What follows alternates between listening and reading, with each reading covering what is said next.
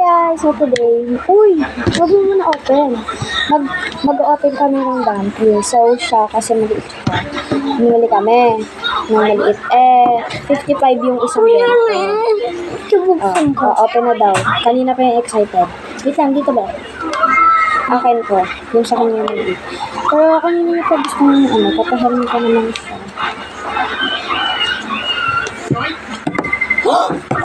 Uy, glitter dumpling!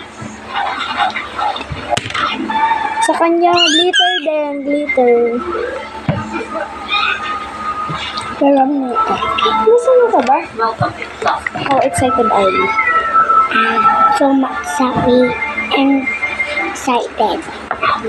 Okay guys, yun lang yung mini vlog namin. Ewan ko kayo siya kung makakabili siya ng glitter dumpling kasi sabi niya bibili daw siya ng butter. And mag-vlog ulit kami guys pag nakabili na siya. Bye!